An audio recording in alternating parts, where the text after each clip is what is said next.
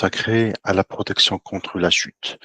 Donc, le module où les exigences de l'OSHA concernant la protection contre la chute se trouve principalement dans la partie relative à la construction. Ok, donc il y a une partie qu'ils l'ont intégrée à l'intérieur d'un sub-partie, comment on dit, c'est un sous-partie de l'industrie générale, relative principalement à la circulation et les risques de chute, mais la partie la plus importante concernant la protection va être citée principalement dans la 19026. Comme vous le savez déjà, la 19026, c'est tout ce qui concerne les exigences dans le périmètre de la construction. Alors, euh, je l'ai cité au début, si vous vous rappelez, une exigence OSHA qui s'applique à la construction ne veut en aucun cas dire qu'il ne s'applique pas aux autres industries. Cette catégorisation qui a été placée dans l'OSHA donc ne signifie pas qu'une exigence s'applique uniquement. Donc, il a plus ou moins, ils veulent que ça soit applicable particulièrement dans cette industrie, mais en l'absence, c'est en l'absence de la même exigence ou une exigence parallèle dans l'industrie en question, on applique obligatoirement la règle qui s'applique dans l'autre industrie. Par exemple, la subpartie ou la partie M qui concerne la protection contre la chute, on verra par exemple que la hauteur limite à partir de laquelle on exige une protection contre la chute avec les différentes protections qu'on va vous présenter, il est dans la construction, il est de 1,8, c'est le fameux chiffre que vous voyez généralement dans vos procédures. Donc, il a une origine d'exigence au chat. Par contre, si vous êtes dans l'industrie générale et vous n'êtes pas nécessairement dans une activité, parce que même dans l'activité de l'industrie générale, on peut se retrouver dans une situation de construction, de l'utilisation d'échafaudages, dans une situation d'activité de construction au sein d'une usine de l'industrie générale. Mais eux, ce qu'ils veulent dire, par exemple, de l'industrie générale, c'est l'accès aux machines, par exemple, donc tout ce qui est protection contre ou les quais de chargement, déchargement. Donc ça, c'est de l'industrie générale. La règle devient automatiquement 1,2. OK? Donc, la règle minimale à partir de laquelle on va mettre en place une protection contre la chute devient automatiquement 1,2. Ces chiffres-là trouvent leur origine principalement dans le plus ou moins dans le inch ou dans le soi-disant donc comment dirais-je j'ai raté, mais c'est les 1,2 ou les 1,8. Donc, c'est voilà, attendez, donc c'est désolé,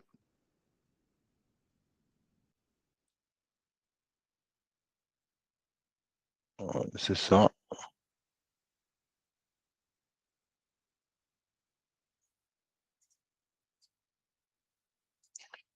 que c'est le 1,2 euh, aux États-Unis.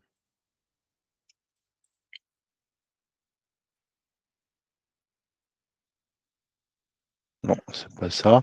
Donc, comme j'ai dit, donc les 1,2 se trouvent principalement effectivement dans l'industrie générale.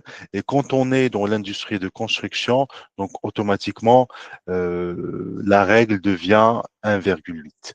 Donc, هنا فين كنلقاو عندنا lorsqu'on trouve que il y a deux exigences parallèles, bien sûr, l'exigence qui se trouve, qui est liée à l'industrie en question, c'est elle qu'on va appliquer. Par contre, s'il n'y a pas, ou l'absence d'une exigence spécifique à l'industrie en question, donc automatiquement, on va utiliser une exigence parallèle qui se trouve dans une autre activité.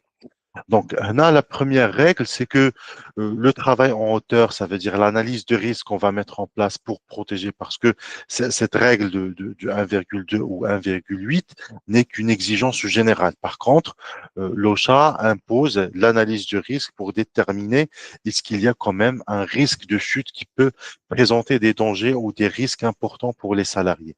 Donc, en parallèle, donc l'exigence générale ou l'exigence réglementaire, on va l'appliquer, mais en parallèle, on va mettre en place une analyse de risque pour déterminer est-ce que, par exemple, une surface qui présente une hauteur inférieure à 1,2 dans l'industrie générale, mais quand même, vu qu'il est fréquenté par plusieurs personnes, ça peut présenter un risque important pour les salariés et on doit quand même mettre en place une protection contre la chute.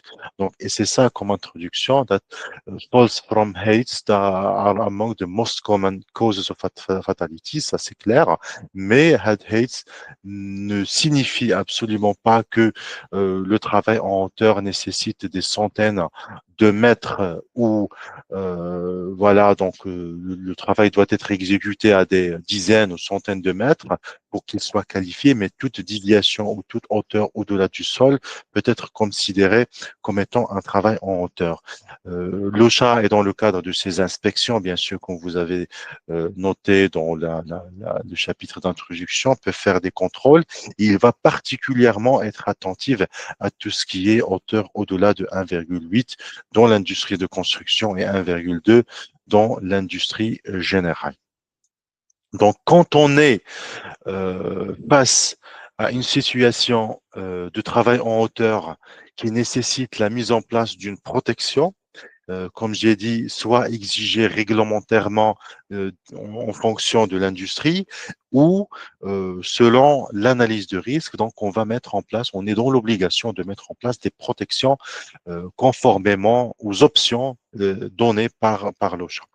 Alors, les options هادو, il faut savoir que dans la sous-partie M, il y a plusieurs standards de l'OSHA.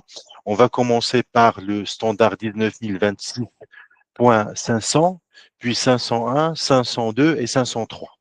OK?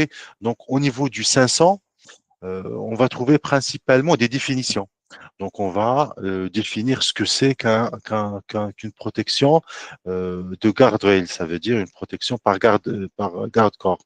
Une deuxième protection, par exemple, le safety net. Safety net, c'est tout ce qui est des toiles de protection contre la chute. Les Personal Fall Protection Equipment, c'est tout ce qui est système de protection contre la chute personnelle. Ça veut dire les harnais et tout. Restraint System, c'est un système qui ressemble au système de protection contre la chute, mais dont l'utilité principale, c'est vraiment de retenir. Hein, ça s'appelle un système de maintien ou un système de restraint. Ça veut dire il ne laisse pas la personne s'approcher ou s'exposer au risque de chute. Et le safety training, bien sûr, qu'on va trouver dans un autre standard qui est le 19026-503. Donc, pour résumer, les définitions, ça veut dire qu'est-ce qu'on entend par chaque système de protection. D'ailleurs, on va les trouver dans la standard 500. OK?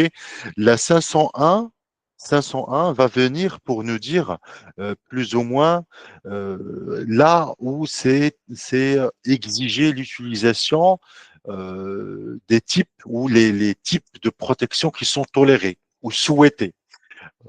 Donc là, pour chaque type de situation, مثلا, travail à proximité d'un trou, ou là, travail à proximité des edges. Edges, ça veut dire les terminaisons ou les zones de risque, يعني اللي كاينين مثلا في les toits. Le travail sur les toits, par exemple, des bâtiments, le travail dans les quais. Donc, Hadou, des différentes situations. Et l'OSHA, à travers son standard 501, va venir nous dire par rapport à chaque situation qui expose les personnes à des risques de chute, voilà les systèmes qui sont souhaités, qui peuvent être mis en place. La 502, comme vous voyez là répété plusieurs fois, il va venir pour nous décrire les spécifications techniques par rapport à chaque système de protection.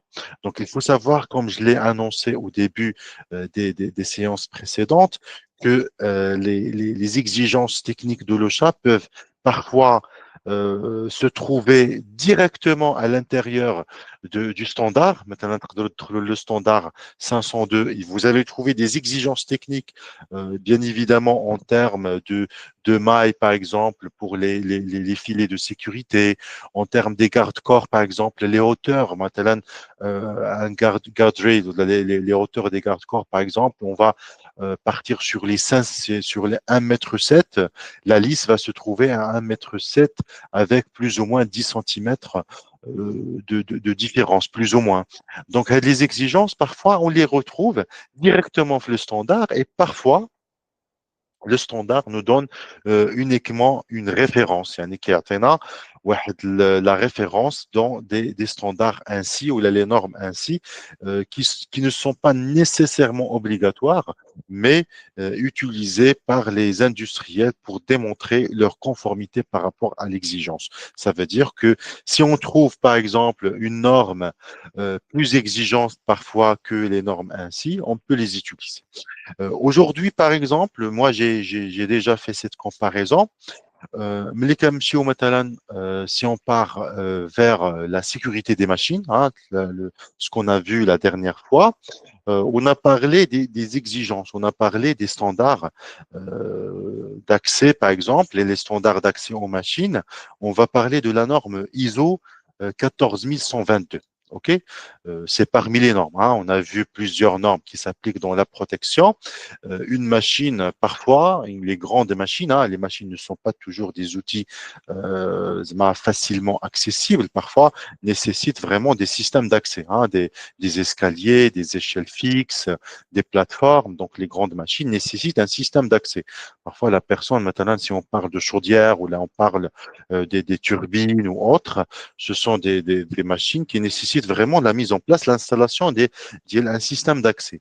Les systèmes d'accès sont intégrés dans les déclarations de conformité. Maintenant, si je suis fabricant, et que je veux vendre ma machine à clé en main, ça veut dire que ce n'est pas une machine qui va être juste intégrée dans une autre machine, mais c'est une machine complète.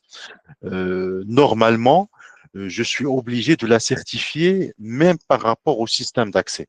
Donc, on a par exemple l'utilisation des normes, maintenant la ISO 14122, qui est une norme d'accès.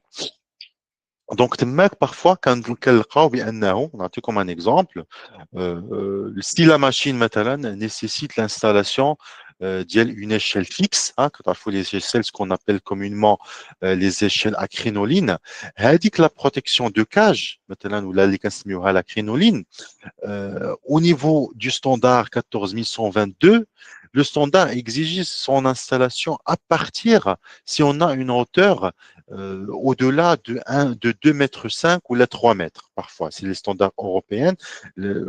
Particulièrement, le standard exige les 3 mètres. Donc, à partir de 3 mètres, si l'échelle dépasse yani, la zone d'accès, parfois, imaginez les grandes chaudières, hein, les grandes chaudières, par exemple, qui nécessitent vraiment l'installation des échelles fixes à une dizaine, voire une vingtaine de mètres. هنا standard d'accès مثلا ديال la ISO 14122 ou là même les standards européens vont exiger l'installation des cages à partir d'une hauteur de 2-3 mètres. Hein. Les industriels parfois préfèrent les 2,5. Mais il aime Locha l'exigence ne débute qu'à partir de 7,3 mètres. OK. Donc, là, les standards OSHA sont beaucoup plus souples que les standards internationaux. Ça ne veut pas dire parce que parfois, Kif Telecom, une question de maturité culturelle.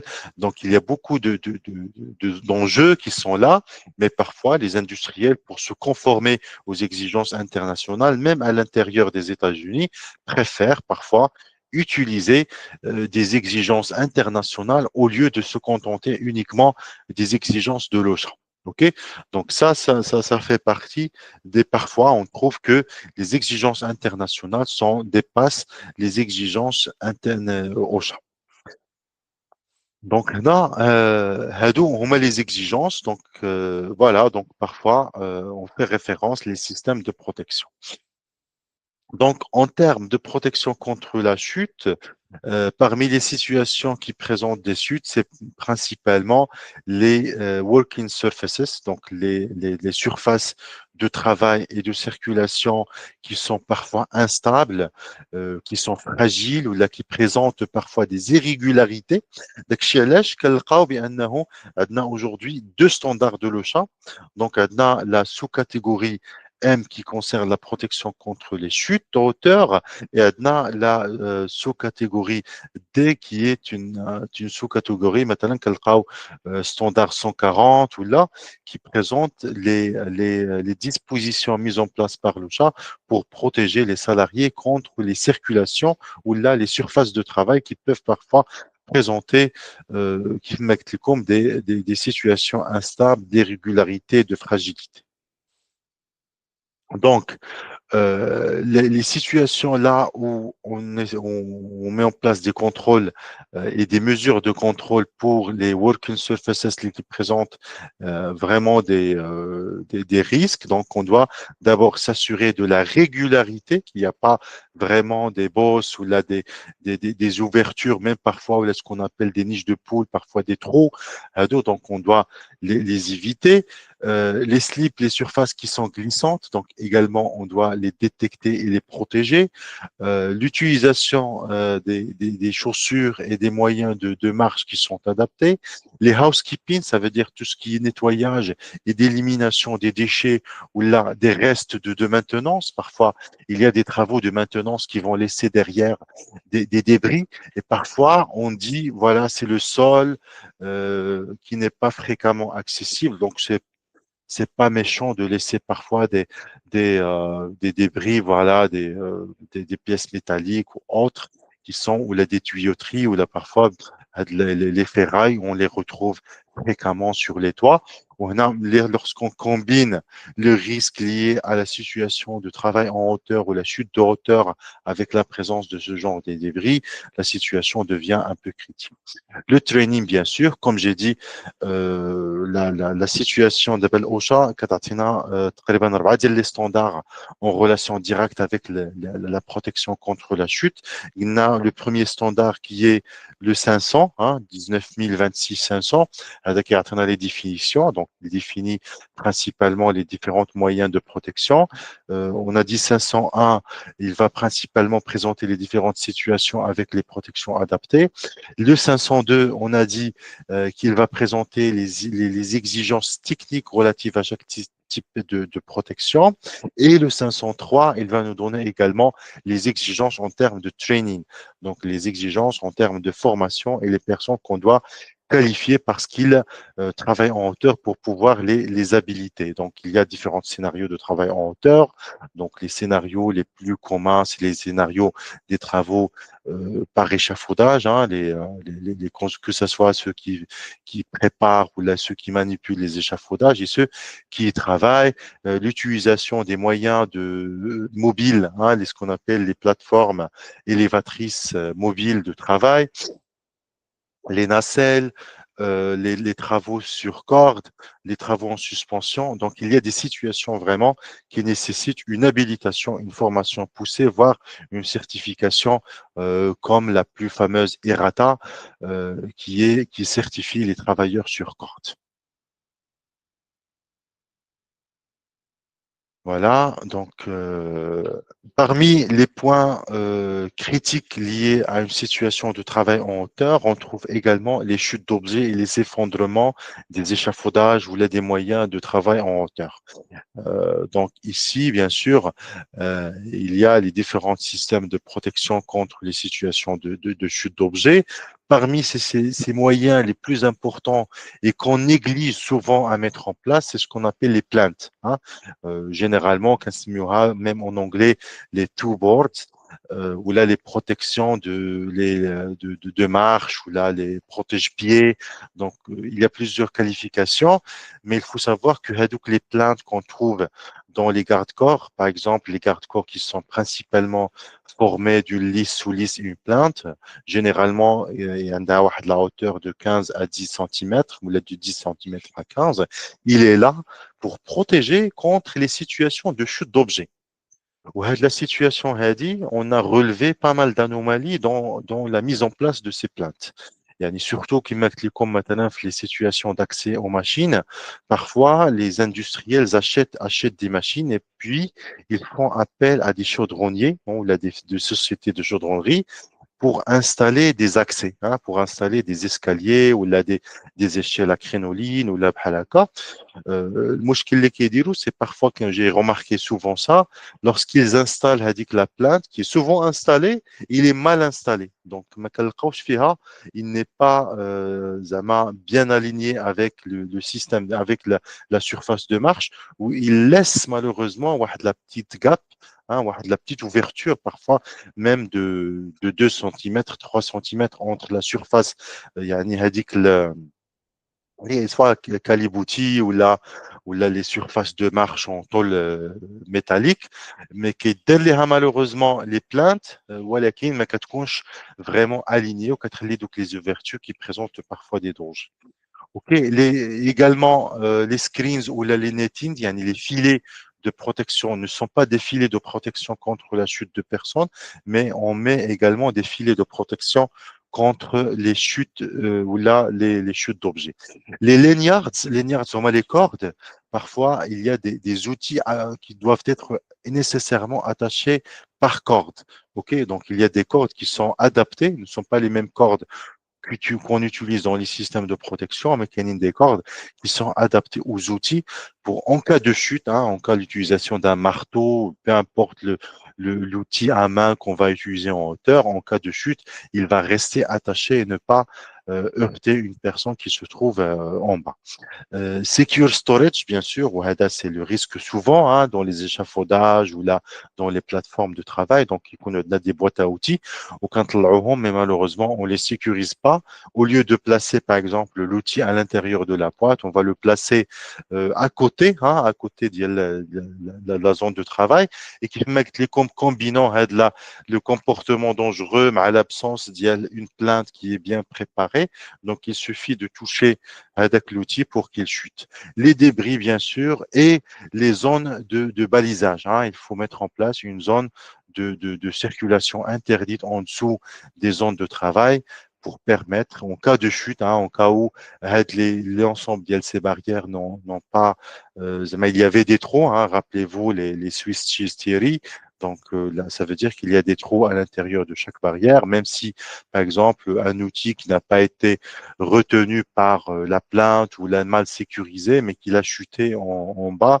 Donc, au moins de trouver des moyens. Et dernièrement, bien sûr, comme on le voit souvent dans la pyramide des moyens de protection, donc l'utilisation des moyens adaptés, notamment les casques de sécurité contre la chute d'objets. Parmi les situations à risque, hein, les situations à risque très importantes, c'est les collapses, ces situations d'effondrement des moyens de travail en hauteur. Et généralement, ce sont soit les plateformes élévatrices mobiles ou la fixe, et surtout une situation qu'on voit souvent, on voit donc les plateformes qui ressemblent à des échafaudages, mais qui sont des plateformes mobiles qui a de la tolérance de les mobiliser tout en gardant la personne en haut. يعني parfois كيبقى le travailleur qui travaille mais كنلاحظوا بأنه les aides ديالو ولا les personnes qui se trouvent en bas vont commencer à pousser la plateforme mobile ولكن la personne qui est toujours en haut parce que on essaie d'optimiser un peu, on veut pas que la personne descende puis remonte, donc c'est une question d'optimisation surtout lorsqu'il s'agit, je vois souvent ces types de situations lors du liste d'installation des câblages. Hein. Les types de câblages, les électriciens les installent, hein, les électriciens, les informaticiens, ou les types de travaux nécessitent parfois d'aller à le câble ou des situations donc de ce genre mettent la vie de la personne en danger parce qu'en cas d'effondrement, de chute de la plateforme, bien sûr, les situations risquent d'être graves, voire mortelles. Donc, l'échafaudage, doit être régulièrement contrôlé et proprement installé, hein. Il y a des habilitations, des autorisations, bien sûr, liées à l'installation des échafaudages. On doit s'assurer qu'il est régulièrement inspecté avec des tags qui mentionnent que l'échafaudage, il est toujours, peut être toujours maintenu au travail. Et bien sûr, en cas de dégradation, parce que parfois il y a des échafaudages qui restent souvent pendant des jours, voire des semaines, pour des travaux de peinture ou là, des travaux d'installation des machines. Donc, on doit avoir ouais, de la maintenance régulière. Et bien sûr, parfois, les fondations ne répondent pas aux exigences qui connaissent l'affaissement parfois parce que en cas de travaux génie civil surtout les constructions il y a un Emily Candiro l'échafaudage c'est une sorte de construction hein, il est provisoire c'est comme bien évidemment les coffrages et tout mais il doit respecter les mêmes principes d'installation le sol on le sait qu'il y aura l'affaissement hein, parfois le sol يعني ما كيكونش في واحد la situation de compactage suffisante اللي كان installé peut-être avec le temps hein, واحد 2 jours 3 jours de travail هذاك le sol va abaisser et ce qui peut présenter واحد la situation d'effondrement où là s'il n'est pas si l'échafaudage n'est pas bien amarré n'est pas bien attaché aux autres fondations aux murs et autres structures ديال le bâtiment. Et bien sûr, quand vous voyez, Naya, la dernière, c'est vraiment de la sécuriser. Donc, secure, ouais, applicable, parce que c'est pas toujours faisable de la question, elle dit de sécuriser, d'attacher, amarrer les échafaudages avec une autre structure plus stable hein, que l'échafaudage. Donc, il y a des situations, si il est possible, bien sûr, where applicable, si il est possible, on doit l'appliquer. Bien sûr, la dernière, les huit il y a les lifting equipment, ça, tous les types d'appareils de levage, que ce soit les nacelles, parfois même le levage des personnes ou là des autres marchandises, en cas soit d'une mauvaise installation, de la grue, ou là, une mauvaise manipulation, une grue mobile, ou là, une nacelle, qui a des effondrements. Donc, là, bien sûr, c'est presque les mêmes euh, exigences s'appliquent. Donc, on doit toujours contrôler, faire de la maintenance, assurer une opération safe, hein, une opération qui est sécurisée, que ce soit déjà par le conducteur de l'engin ou le conducteur soi-disant, il y a le moyen de manutention et de roteur, donc ce qu'on habilité, hein, autorisé et qualifié ne respecter bien sûr les limites de poids de marchandises transportées et prévoir des situations d'urgence, comment réagir en cas de situation d'urgence. Parfois, on le sait ça dans le chantier, surtout les chantiers génie civil, parce que généralement se trouvent à l'extérieur, donc les gens sont exposés aux situations climatiques, à tout type de situations, les pluies, les vents forts, donc à des situations, on le sait, donc, on doit vraiment mesurer la vitesse du vent, mesurer surtout la vitesse du vent ou là les situations de pluie qui peuvent vraiment كيف ما كنعرفوا كيف ما قلت لكم l'affaissement parfois des effondrements il a quand le sol parfois humide on sait très bien que parfois la situation peut induire l'affaissement du sol, ce qui peut vraiment provoquer l'effondrement si l'installation n'a pas été ou les fondations n'ont pas été correctement installées. Donc, parmi les situations, ça dépend. Donc, on doit analyser est-ce que vraiment les situations climatiques permettent un travail en hauteur. Le travail en hauteur, il est fortement impacté par la vitesse du vent et la direction du vent. Donc, parfois, des travaux en hauteur, donc on doit même les interdire ou là, les reporter si la situation ou la climatique ne le permet pas. Donc, bien sûr, on doit faire un monitoring, ça veut dire on doit contrôler systématiquement les conditions climatiques. Les personnes qui travaillent en hauteur, on doit les équiper par les moyens adéquats et bien sûr avoir une situation, une procédure de travail qui est adaptée et souvent, bien sûr, revoir le travail en hauteur, yani inspecter le champ du travail. L'utilisation des équipements de travail en hauteur doit être réalisée par des personnes qui sont compétentes, hein. Parfois, on peut parler d'habilitation lorsqu'il s'agit vraiment d'un travail en hauteur, mais parfois, même des personnes ordinaires qui sont amenées à soit utiliser des escaliers ou surtout les escaliers, il y a on ferme il y a différents types de formes, hein, il y a différents types de formes des escaliers. Il y a ce qu'on appelle le chip ladders. Ce sont des escaliers avec une forte pente. Donc, il y a le risque de glissade si vraiment les 3 points d'appui ne sont pas maintenus correctement. Donc, le proper use of equipment est vraiment une exigence importante lorsqu'il s'agit d'un travail en hauteur. La protection contre par l'utilisation des équipements de travail en hauteur. Et moi, ce qui m'intrigue le plus, c'est l'utilisation des casques du travail en hauteur, parce que les casques aujourd'hui contre la chute de hauteur ne sont pas adaptés pour les employés qui travaillent en hauteur. Ok, donc le même casque ne peut pas utiliser si on est en hauteur parce que il n'apporte pas une protection latérale.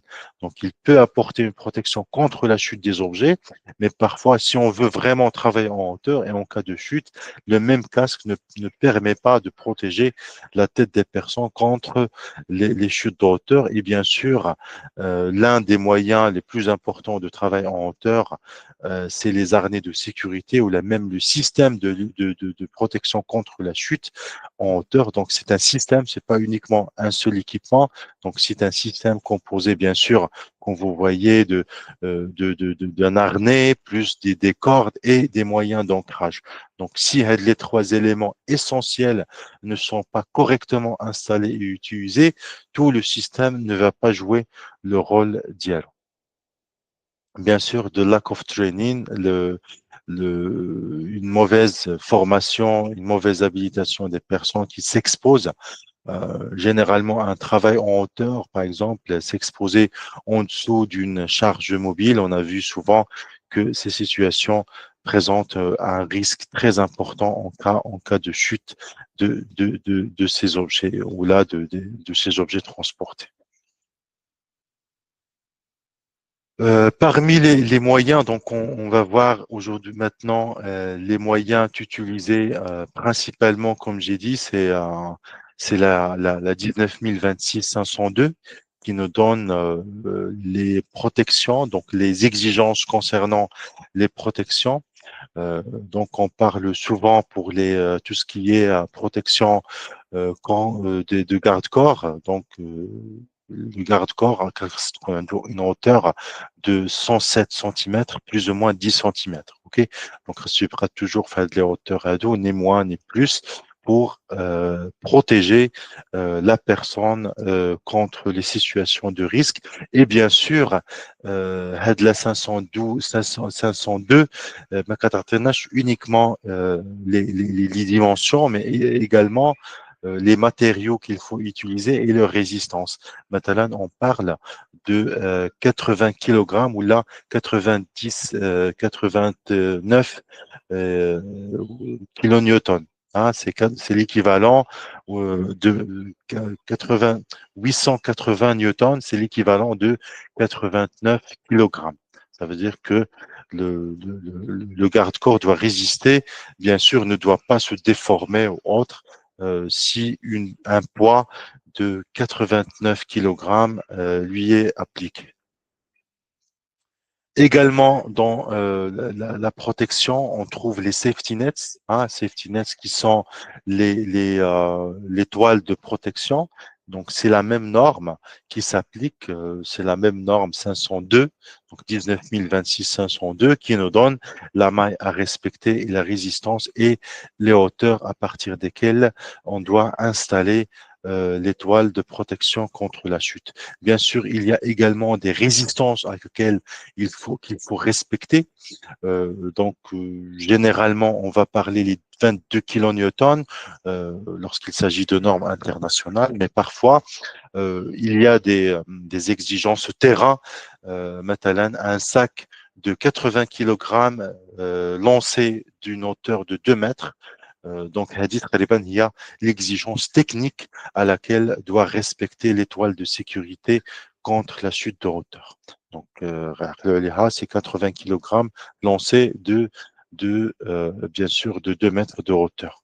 Donc, voilà, donc, les exigences, on trouve parfois même d'autres normes qui nous donnent les éléments de maille qu'il faut respecter. Maintenant, la 19026-505 105 qui donne les exigences des safety nets en particulier. Parmi les éléments les plus connus qui restent toujours encadrés, bien sûr, par la norme 19526-502, c'est les systèmes de sécurité ou ce qu'on appelle les Personal Fall Arrest Systems. OK? Donc, là, principalement, un système de protection contre la chute, il doit être composé d'un harnais de sécurité, d'un système de cordes qui va relier le système d'ancrage avec le système d'harnais de la personne. Donc, on a les trois composantes essentielles des Fall Arrest Systems. Okay. Donc, en termes de résistance, donc on parle de 500 pounds. Donc, il y en a, c'est les anchors ou les systèmes d'ancrage qui mettent les normes internationales. On parle souvent du 22 kilonewtons. Ok, ce sont des exigences techniques. Les كنمشيو مثلا l'OSHA, l'équivalent ديال 5000 pounds, c'est l'équivalent ديال 2 tonnes. Ok, ou la 2 tonnes 5. Donc, tout ce qui peut tout ce qui peut supporter 2 tonnes de poids, même parfois, on n'a pas besoin de certifier. Contrairement aux exigences européennes, par exemple, aux États-Unis, ils n'ont pas nécessairement le passage par une certification. Donc, tout ce qui peut être considéré ou tout ce qui peut supporter 2 tonnes d'un point de vue raisonnable, parce que il a ce qu'on appelle les dangers reconnus ou les dangers connus. Donc, on utilise la raison, hein, on utilise la qaldiana. Donc, tout ce qu'on peut penser, bien, il peut supporter évidemment 2 tonnes de poids, alors nécessairement, il peut être utilisé comme un point d'ancrage. Ok, là, c'est une règle très très importante. Les systèmes d'harnais, de fall arrests, le système de sécurité, parce que donc on a la résistance max il est à 2 tonnes. Par contre, les systèmes de protection sont dimensionnés compte tenu d'un amortissement. Le corps humain, lorsqu'il chute ou qu'il est arrêté par le système de protection contre la chute, ne doit pas dépasser une force supérieure à 6 kilonewtons. OK? Donc, il y a plus ou moins la résistance. Oui, oui, bon, oui, Samy? C'est Khalid, est-ce qu'il y a une norme qui existe, un contrôle réglementaire pour la pointe d'ancrage? زعما كتهضر على une norme réglementaire au Maroc. Oui, oui. Au Maroc, on n'est pas encore là.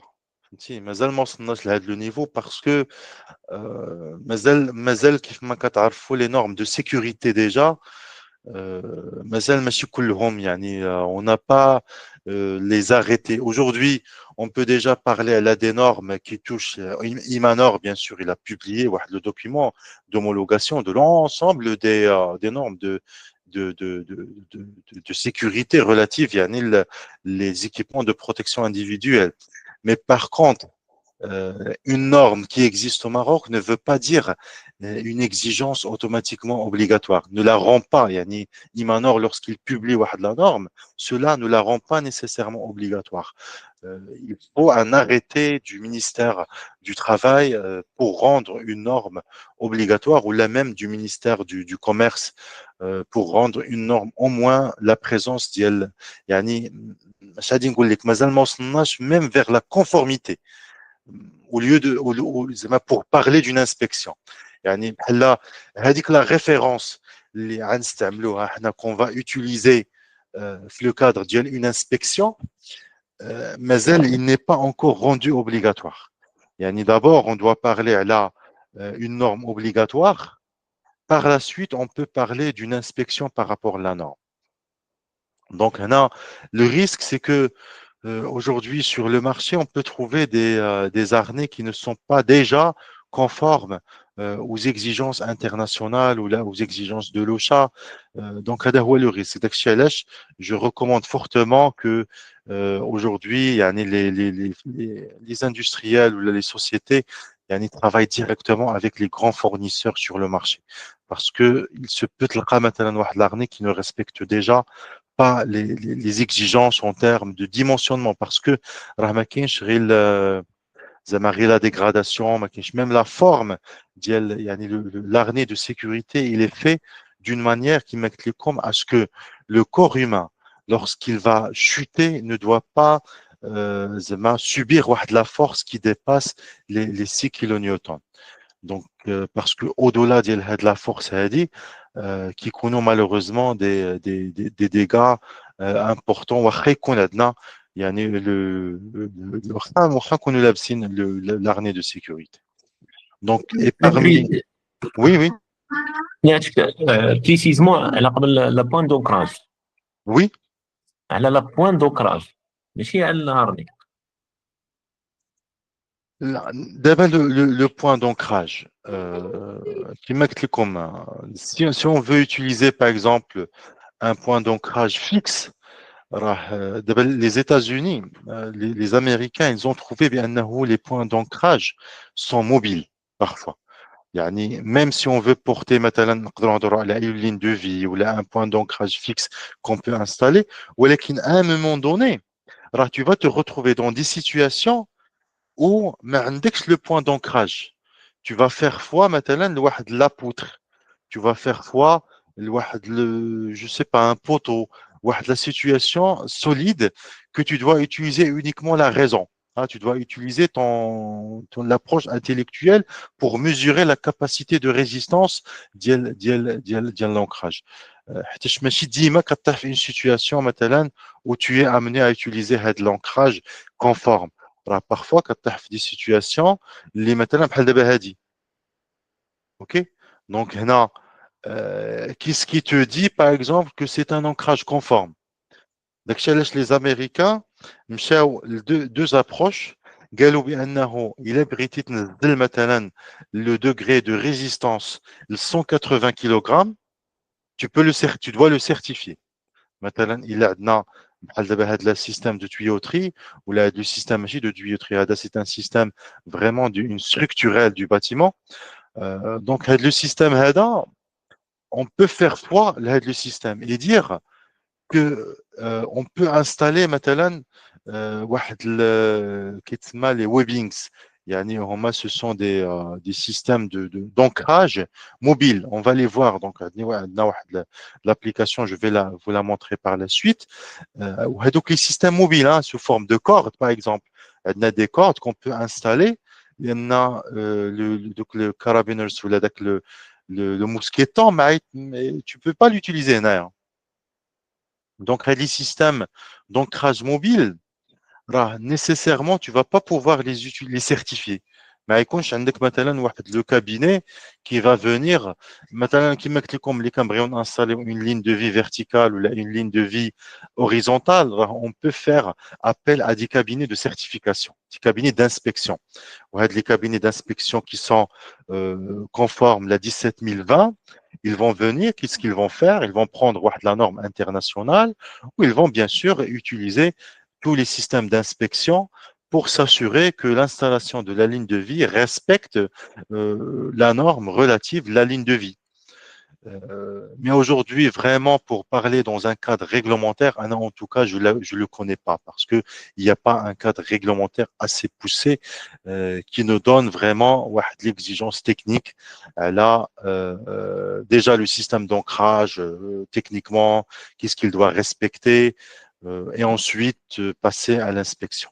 Mais tout cela, on peut le faire dans un cadre volontaire, dans un cadre procédural d'entreprise où ils n'acceptent pas l'utilisation d'un système autre que celui qui est certifié et inspecté, mais qui mettent les comptes, même si on peut partir la voie à dit, alors vous allez tomber dans des situations où vous n'allez pas trouver nécessairement un système d'ancrage certifié. يعني بحال هاد les systèmes هادو et vous devez utiliser les cordes ou des cordes métalliques et des systèmes d'élingue qui doivent être résistantes. مثلا تستعملوا واحد les langues اللي نتوما عارفين بانه هذاك لي لانك كيتستعمل مثلا pour transporter ولا pour مثلا soulever des moteurs qui dépassent les 2 tonnes. Donc automatiquement on peut l'utiliser مثلا selon l'approche OSHA pour l'installation comme étant un système d'ancrage. بحال دابا هذا مثلا اللي كتشوفوا هنا راه تستعمل فيه واحد l'enrouleur dérouleur هذا كيتسمى هذا c'est un enrouleur ياك كيبان لكم هذا c'est un enrouleur dérouleur كما كتشوفوا هنا هذا c'est un élingue اللي تانستالا في une structure métallique هذا غادي نستعملوه غادي نحيدوه on va pas le certifier غادي نستعملوا هذا l'élingue هذا momentanément حتى تسالي l'opération il se peut même un mois d'utilisation mais il n'y a rien qui exige de maintenir le système هذا attaché à vie. Par contre, bien sûr, quand on parle d'un système qui est attaché, qu'on va utiliser pendant des années, on peut faire appel, bien sûr, il y a un système, par exemple, c'est une ligne de vie. Donc, la ligne de vie, on doit faire appel, bien sûr, à des sociétés expertes d'inspection. Qui mettent comme les sociétés expertes d'inspection, qui ont l'accréditation 17020 pour faire l'inspection et parfois, nous même l'expertise, est-ce qu'il est vraiment, est-ce que la société a l'expertise dans les systèmes d'ancrage mobiles et les systèmes, les lignes de vie verticales et horizontales. دونك اسكي خالد دابا منين كندومونديو لو كونترول ريغلومونتير اللي سو تريتون كيبقى اكزيجونس ديال لونتربريز.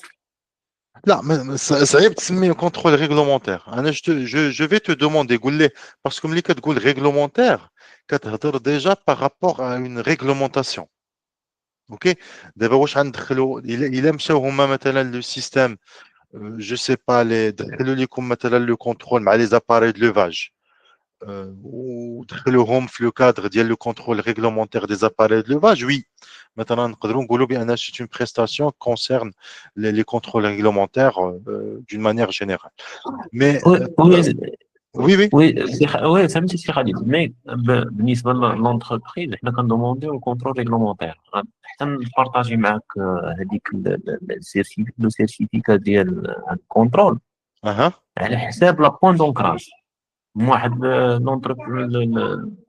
السونتر اغريي. شوف انا باش نقول لك زعما mon opinion تقدر تكون erronée ها l'essentiel c'est que ملي كيكون عندنا واحد لو بوين دونكراج يقدر يكون كيتستعمل مثلا في les opérations de levage ولا هو كيدخل لك les points d'ancrage في le cadre ديال le contrôle réglementaire des appareils de levage ديال les systèmes de levage d'une manière générale. Mais انا غير باش نشرح لكم زعما le point بانه ملي كتقول contrôle réglementaire tu fais référence à une loi.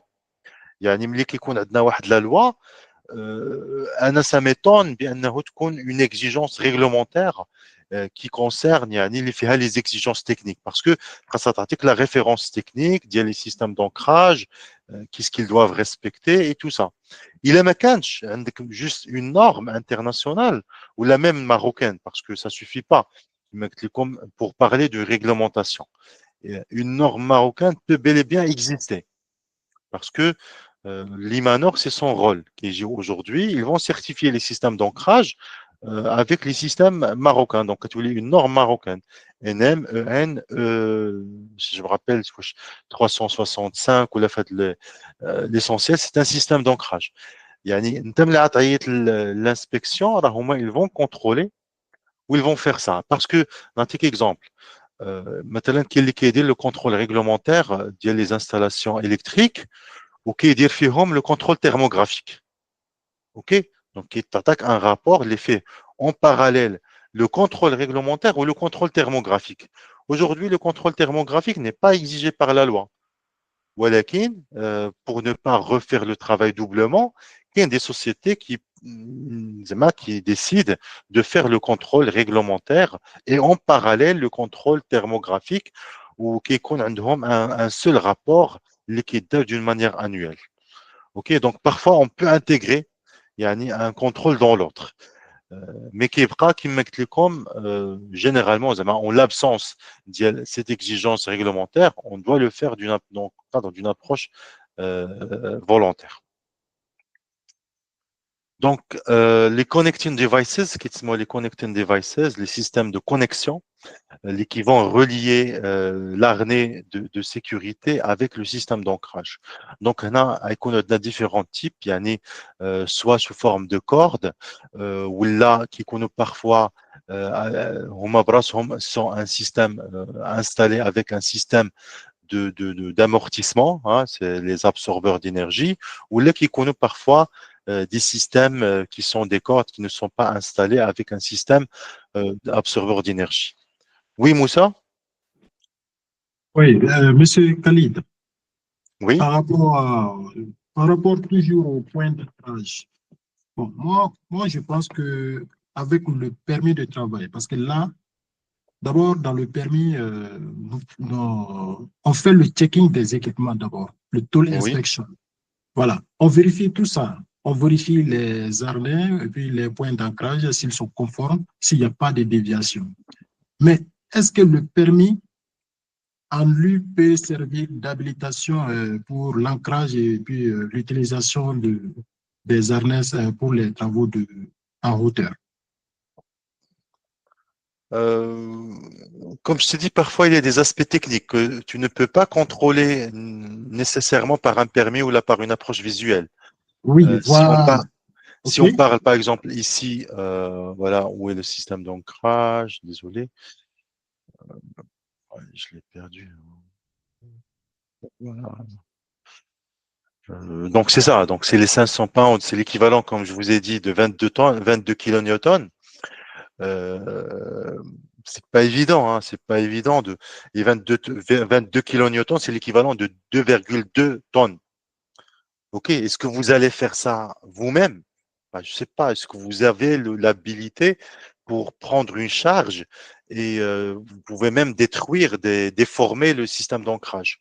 Mais normalement, si on veut faire appel à une société d'inspection, elle a le matériel, il va venir et vraiment tester.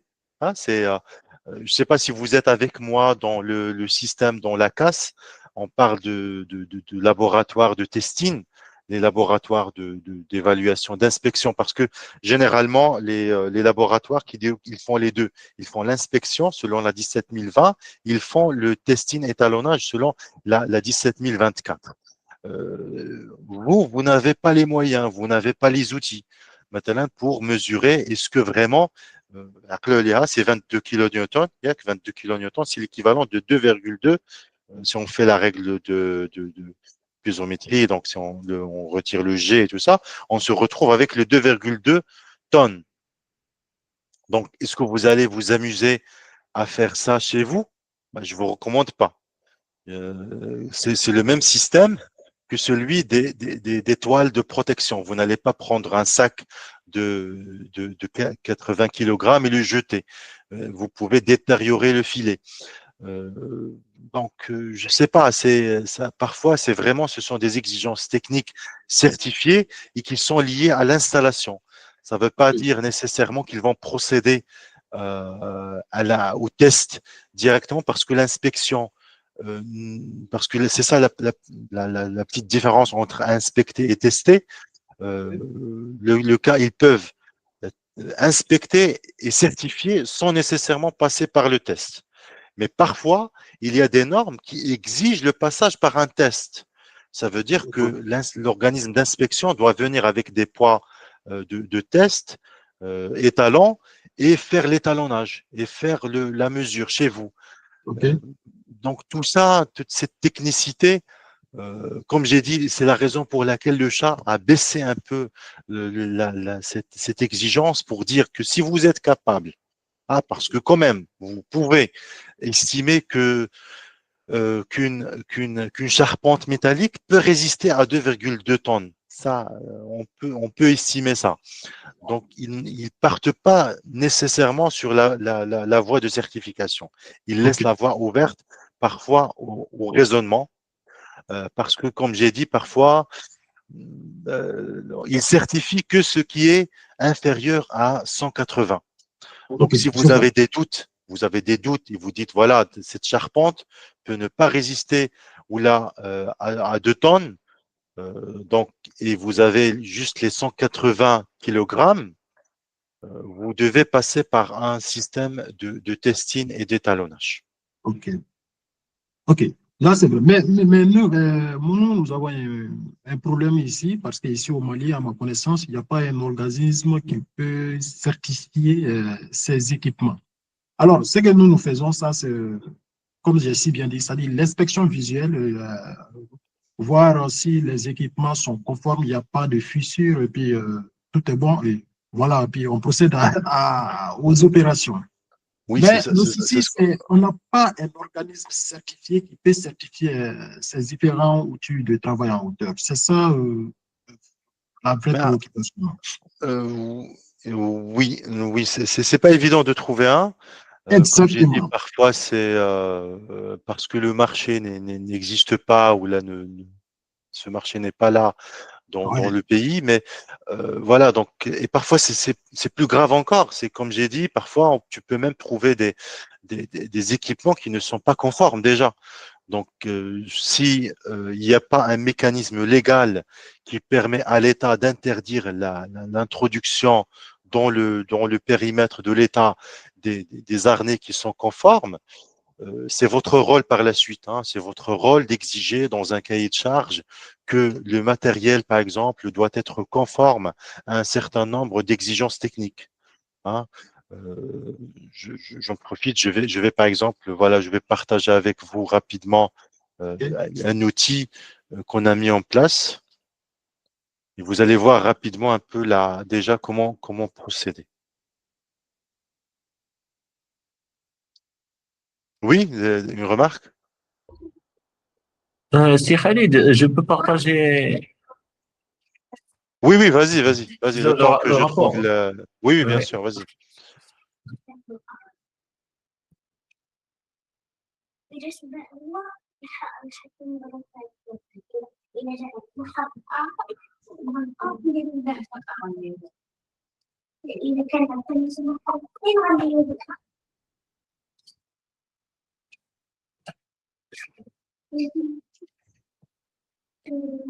D'accord, c'est bien. Donc, c'est un organisme de contrôle réglementé par l'État. Ouais.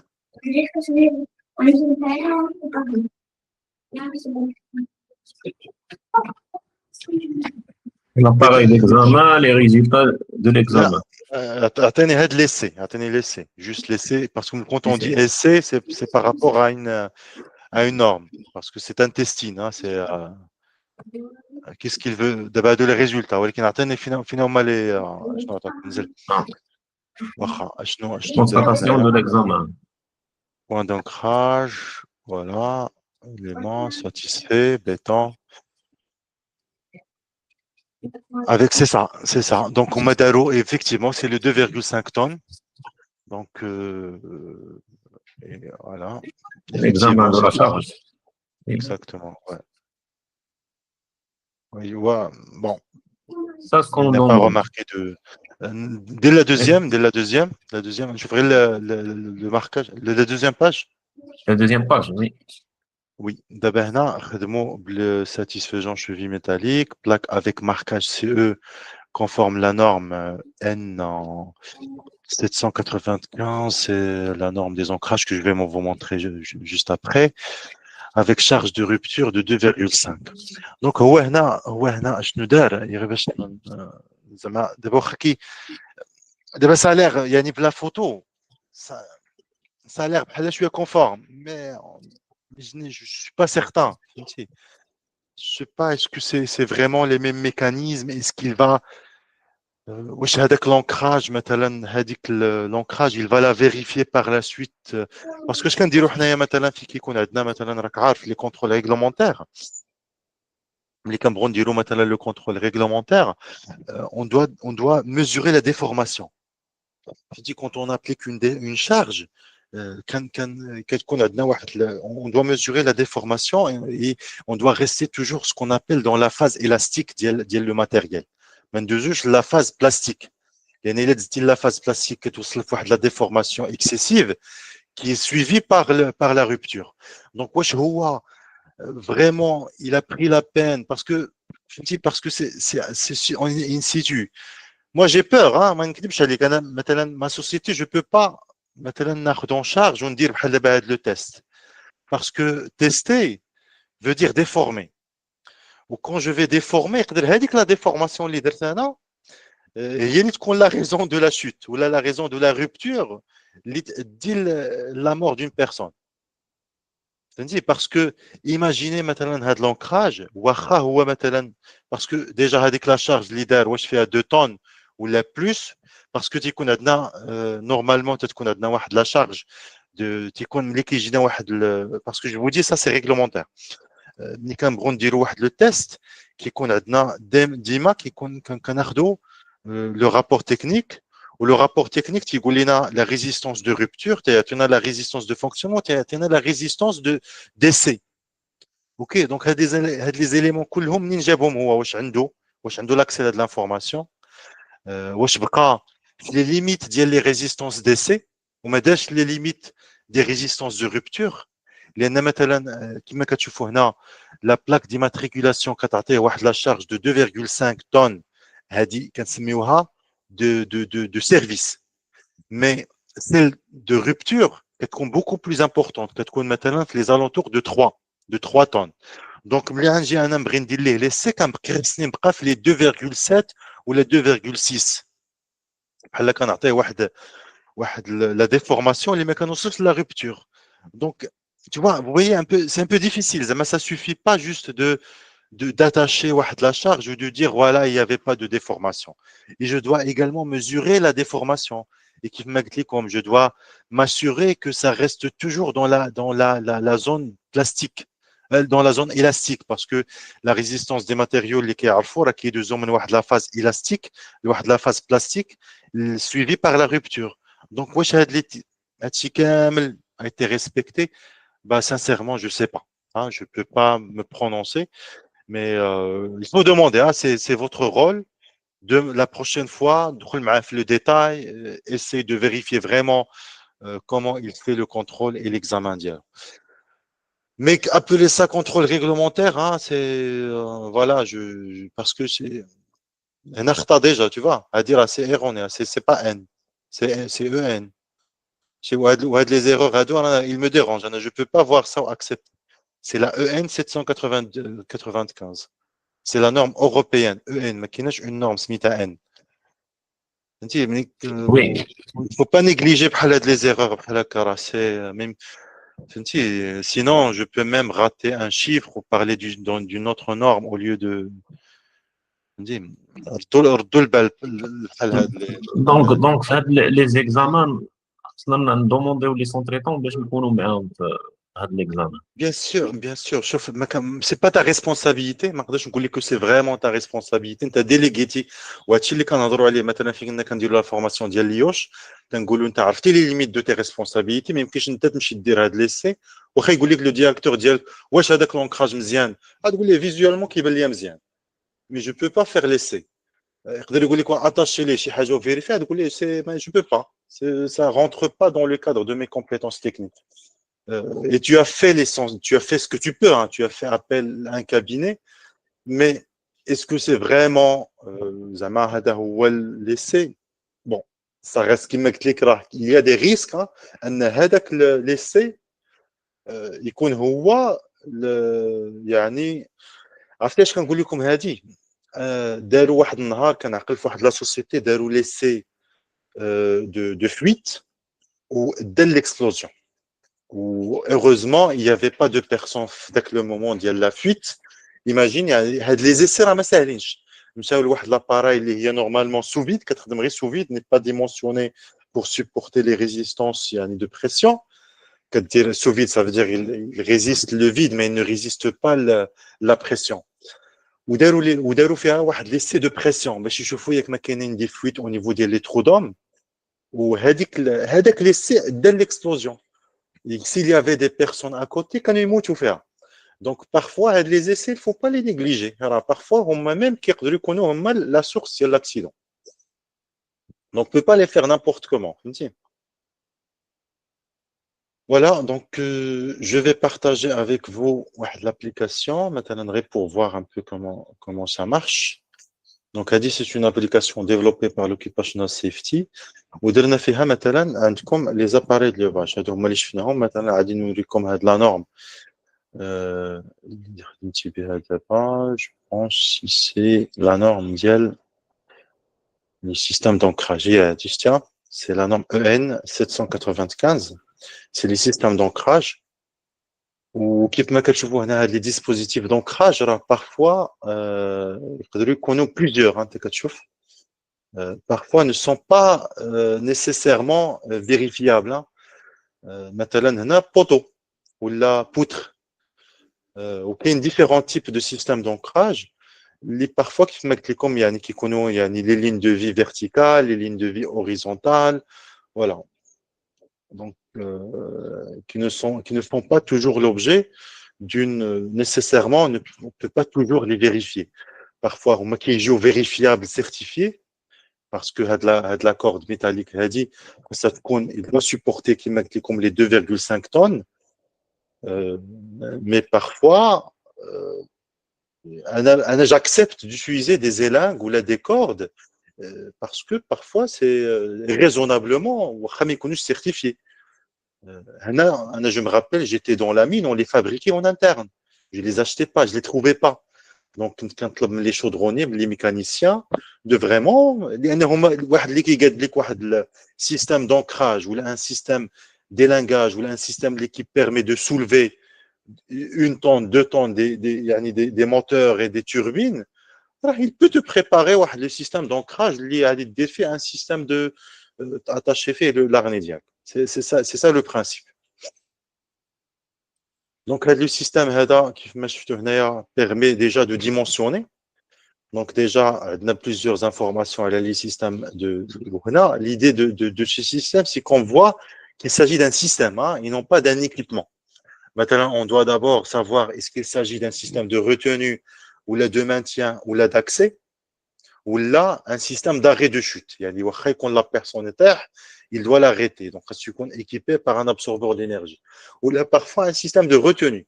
Alors, il ressemble, fait l'arnais, ce n'est pas un système anti-chute.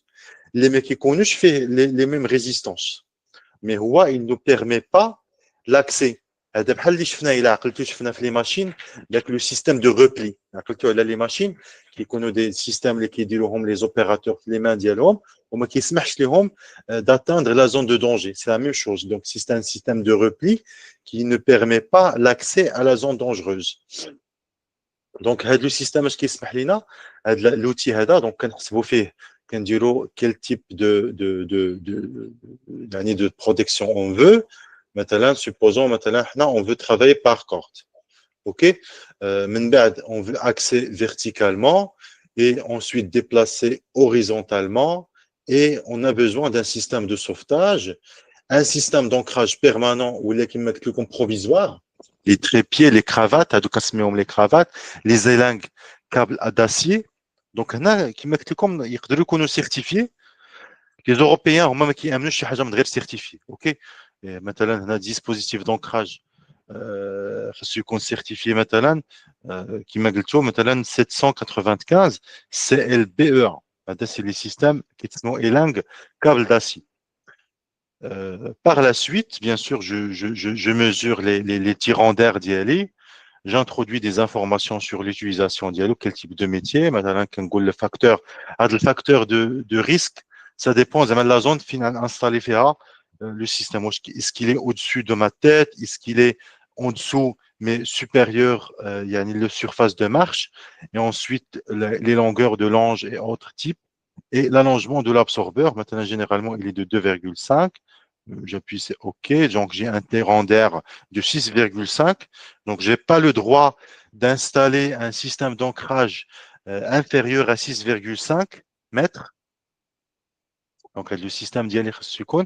Et les connecteurs, maintenant, c'est soit une manipulation occasionnelle ou là, un système pour ancrage. Donc, une fois que je remplis tout ça, je valide. Et voilà. C'est des règles. Par la suite, je peux faire sortir mon rapport Word qui me donne une description détaillée de mon système. Voilà, donc les normes. Donc, un professionnel, un fournisseur professionnel va pouvoir comprendre qu'est-ce qu'on veut en termes de système de protection. Donc, voilà, l'essentiel de cette application.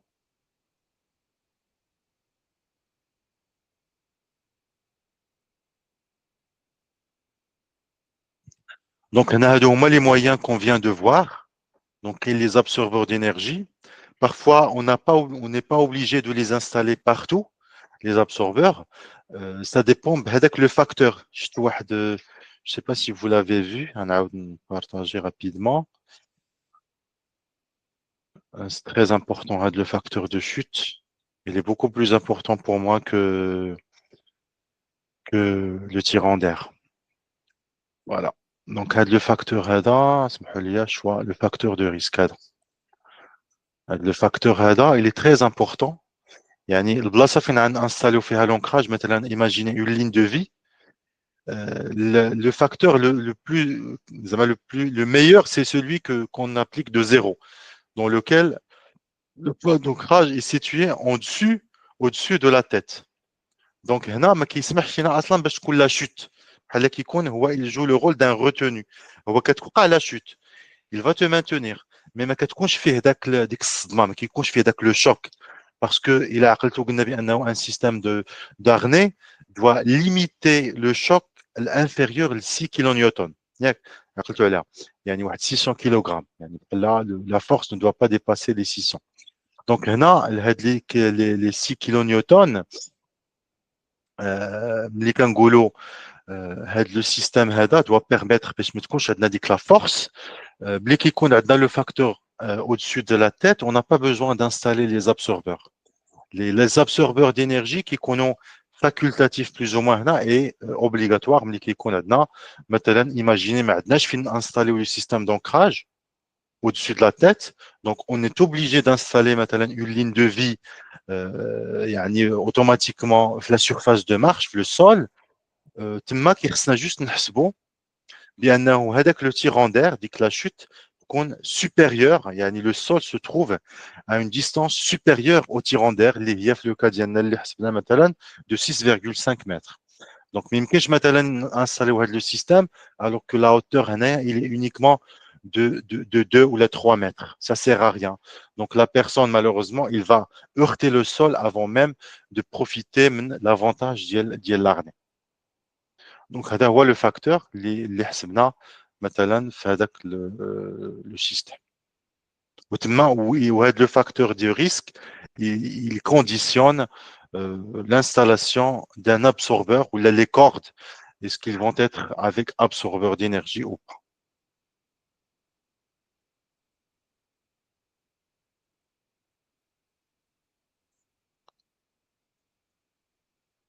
Voilà, donc la composition principale d'un système d'harnais. Je rappelle toujours, je dis système, parce que c'est comme une chaîne. C'est une chaîne déjà.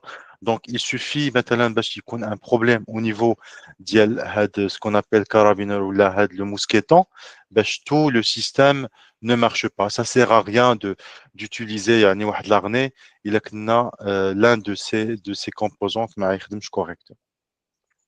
OK, donc parmi les points, donc également les systèmes d'ancrage qui doivent respecter la norme EN 795 ou là dans le cadre de l'OSHA, c'est la norme 19000. C'est l'OSHA, c'est une norme, mais au cas qui est mis en norme, le standard, c'est 19026 104. Tu connais des petites déviations, mais en principe, un homme qui fait comme le même système. Les normes internationales sont généralement plus exigeantes, mais OSHA, elle est moins exigeante. Hein. Il n'y a pas de mec qui me fait il est moins exigeante. Il essaie de rendre ça accessible à tout le monde. Donc voilà, c'est le même principe. Comme je vous ai dit, c'est les 22 kilonewtons ou la 5400 pounds ou là, tout simplement, les 2,5 ou les 2,2 tonnes donc de résistance. Donc, vous savez, il y a deux types. Il y a ceux qui sont verticales et ceux qui sont horizontales. Donc, voilà. Donc, le designer qualifié, donc celui qui va mettre en place un système qu'on qualifie avec la norme, bien sûr, il doit respecter. Donc, bien sûr, engineering requirements sont dans la norme, que ce soit l'OSHA ou la ou la EN 795. Les câbles, le moment de l'installation, je suis connu sous tension, connectés sur tout la ligne, installés pour éviter l'effet pendule. Hein, mais quand je dis que l'effet de pendule, pour ne pas heurter d'autres obstacles qui se trouvent à proximité. Et bien sûr, inspecter, bien sûr, on doit mettre en place un système d'inspection de tout. C'est l'inspection visuelle. Hein. Vous n'avez pas, comme j'ai dit, les compétences nécessaires pour procéder à un testing, où là, un système se limite dans le test ou là dans l'inspection pour s'assurer qu'il ne présente pas des fractures, des signes de corrosion, des signes de déformation excessive. Donc voilà, les systèmes. Les harnais, on les utilise comme sur deux parties. Ce qu'on appelle fall arrest, c'est ce qu'on connaît déjà, qu'on a les systèmes anti-chute, mais les harnais, on les utilise également pour éviter le risque de chute, pour que le travailleur reste toujours dans la zone de sécurité. OK, donc ils sont mesurés de telle manière, donc Homa ne sont pas dimensionnés pour absorber la chute ou là, donc ils sont beaucoup plus dimensionnés pour éviter la chute. Hona, le système d'ancrage, la longueur de la longe et le harnais ne permet pas à l'opérateur de dépasser la zone de risque. Donc, fall clearance en anglais, c'est ce qu'on appelle en français, ce que vous avez vu, c'est le tirant d'air. Donc, on mesure, bien sûr, c'est la distance de chute, hein, c'est la marge d'un mètre. Puis la hauteur de la personne généralement aux alentours de 1,8 mètres. La décélération liée principalement à l'absorbeur d'énergie et dès que la longe ou le facteur de chute soit au-dessus de la tête, c'est la longueur de la corde, ce qu'on appelle lanyards. Donc généralement, comme vous avez vu, c'est généralement de 6,5. Donc vous pouvez prendre ça comme un indicateur. Hein. Vous pouvez prendre, au lieu de vraiment mesurer, parce que les cordes, généralement, qui dépassent les 2 mètres, hein, maximum exigé, maximum lesquels aujourd'hui les normes de fabrication des cordes, mais qui foutent 2 mètres. Donc, automatiquement, qu'il y a une inférieure à 2 mètres ou la supérieure à 2 mètres, le tirant d'air standard ou la de référence de 6,5 ou de 6,5 ou la 6, vous êtes bien protégé. Donc, la personne ne va pas heurter le sol ou l'obstacle suivant s'il y a suffisamment de 6 mètres. Si vous estimez qu'il faut vraiment mesurer, allez-y, mais généralement prendre de la référence. Le dimensionnement ديال l'arnais كنزيدوا فيه واحد l'équipement. هذا l'équipement هذا كيسمح لا بيرسون يعني كيتسمى suspension trauma mécanisme يعني هذا الميكانيزم ما داخلش nécessairement في le système d'arnais, il s'ajoute, hein, il permet à l'opérateur ولكن خصو conformer يعني ملي كتكون لا chute ملي كتكون لا chute كيف ما قلنا l'arnais doit d'abord amortir de telle manière à ce que le choc reçu par le corps ne dépasse pas les 6 kN. OK, donc ça, c'est la première exigence. Deuxième exigence, c'est de pouvoir, une procédure de sauvetage d'urgence qui ne dépasse pas les 15 minutes. Parce que, déjà, à 30 minutes, ça peut être fatal. Il y a une personne suspendue en hauteur à 30 minutes. Malheureusement, les articulations et les systèmes de circulation sanguin, il subit une compression assez importante ou qui a vraiment des traumatismes importants qui peuvent résulter dans la mort ou là déjà la perte de conscience. Ok.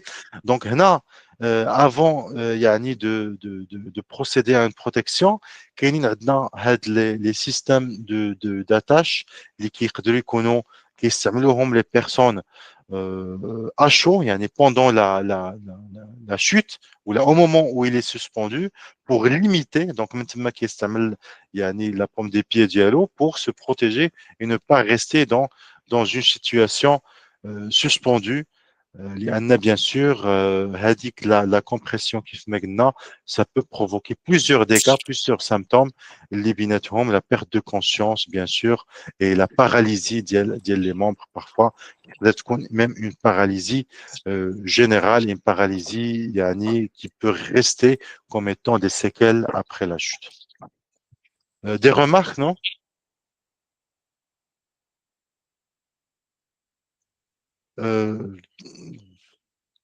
Le dernier principe par rapport à une protection contre la chute par harnais, c'est d'éviter ce qu'on appelle le risque de pendule. Donc, le risque, c'est de swaying, tout ce qui est va-et-vient ou de pendulation. Donc, la personne doit vraiment, on doit s'assurer qu'il n'y a pas d'objet, même chérir le sol, mais il n'y a pas d'objet qui peut être heurté lorsque la personne va faire le mouvement de va-et-vient, qu'il doit vraiment rester protégé. Et bien sûr, la dernière des choses, donc il faut avoir un système de protection d'évacuation. Donc, si la personne travaille et c'est un professionnel, donc les professionnels, notamment ceux qui travaillent sur corde, مثلا تيكون عندهم déjà deux systèmes. Hein, ceux qui travaillent sur corde, qui ont un système de cordage de suspension, et qui ont un deuxième système d'évacuation. Qui ont des self-evacuations, des outils, hein, des équipements pour permettre à la personne de s'auto-protéger, de s'auto-sauver, descendre, ou descendeur ou la descendeur, attaché, mais c'est quand même vraiment la manipulation qui nécessite de la formation en job training, la personne vraiment pour pouvoir utiliser le système, ce qu'on appelle le self-rescue system, vraiment y conformer. Sinon, on doit avoir un mécanisme, on doit prévoir bien sûr des personnes qui sont formés pour pouvoir assister la personne à se protéger ou là à s'évacuer en cas de chute.